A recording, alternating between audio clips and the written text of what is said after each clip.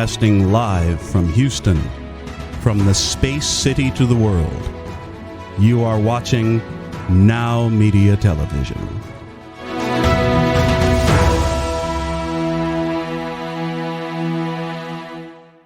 I'm excited to have our next guest on. It might sound a little bit like a Dr. Seuss rhyming scheme of phishing, smishing, and vishing. Having an expert here, Roland Parker. Welcome back to the show, Roland. Hey, Sherman. Great to be back on the show. All right. So let's just dive into these weird words here. First, I think most people are familiar with phishing. Let's still talk about them because I think it's becoming ever more relevant as what's happening and being attacked by small to large businesses and everything in between. Yeah. So phishing has been around for a while. So phishing, as opposed to with an F, it's a PH. And basically what they're going to do is that they're going to send you an email pretending to be from somebody else. And they're wanting you to click on a link or an attachment to give out your credentials. Now, they may pretend to be from Microsoft. They could be pretending to be from your financial institution. And really what they're wanting you to do is that you click on the link. They're going to want you to put in an email and a password or to click on an attachment. Now, what that's going to do is give the bad guys the credentials to either your financial information or to your email or one of your social media accounts. One of the things that we saw on the rise was people who had business Facebooks, and it would come up and say that, you know, your account could be suspended because we've noticed that some of the ads that you've been doing have been disapproved, and you need to click here to approve it. You click on it, asks you for your email and password, and then nothing happens. So you go away and you think, okay, nothing seemed to happen, and you go on with your business. What you don't realize is that you've given away your credentials to that social media account. The same thing with your bank, same thing with your email. It says it's from Microsoft Office 365, your account's going to be suspended, you need to put in your email and password. Never click on a link, never click on an attachment. Now here's some of the tricks. If there's a link that's in there and you hover over it, if it looks like it's taking you somewhere strange, don't do it. If you look at where the sender's coming from, sometimes it's coming from an unusual email address. Number one thing, always go directly to source. So if it says it's your financial institution, well, guess what? Don't click on the link.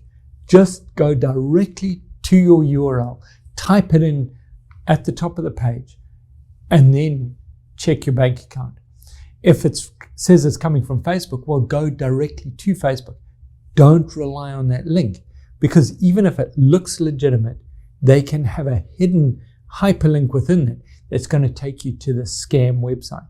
So 1, check the sender. 2, hover over that URL to see where it's taking you. 3, always go directly to the source. Never rely on that link, and trust everything with a link or an attachment with suspicion. Now you talk a little bit about smishing. What is that? So phishing came out first. The next thing to hit was smishing. What is smishing? Similar to phishing, except now they're sending the message to your cell phone. Part of the problem is they recently discovered that about 1 billion records were exposed on the dark web that linked people's cell phone numbers to their email address with their phone number, with their name. So now the bad guys have got people's name, email address, their address, and their cell phone number. And what they're doing is that they send you a text to your cell phone. And because you can't see where it's coming from, quite often people are responding to that. Now, we've talked in the past about how it's important to have 2-factor authentication, and how the bad guys are now getting around 2-factor authentication. They send you a text to your phone. They get you to click on a link or an attachment within that text message. And now what you've done is that you've given those credentials to the bad guys. So they can now go log on, they get the 2-factor authentication, and they're getting that message and they're logging on. So they are circumventing that two-factor authentication. So the one big thing with, if you're getting a text message from somebody that you don't know, straight suspicion, you've got to treat it with as a high risk thing.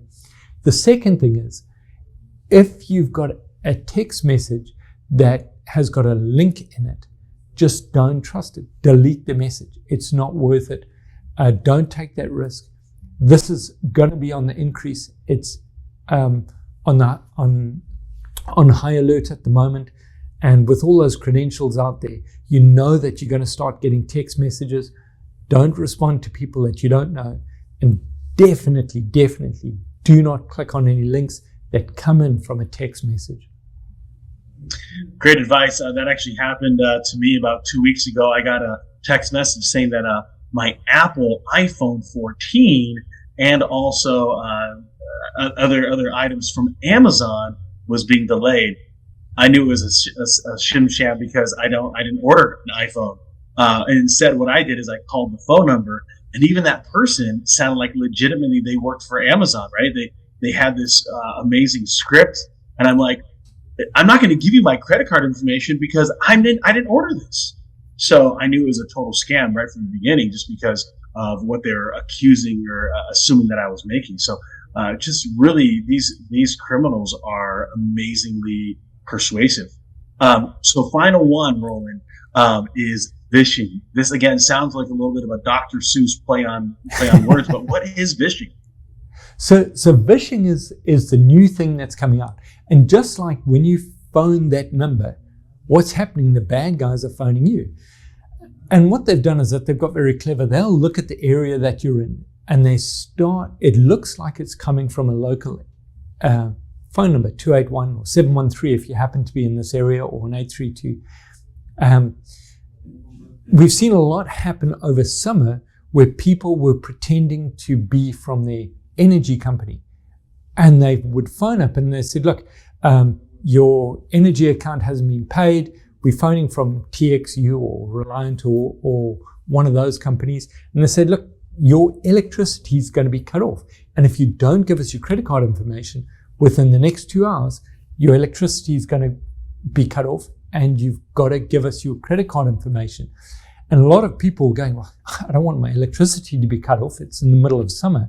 That could be disastrous.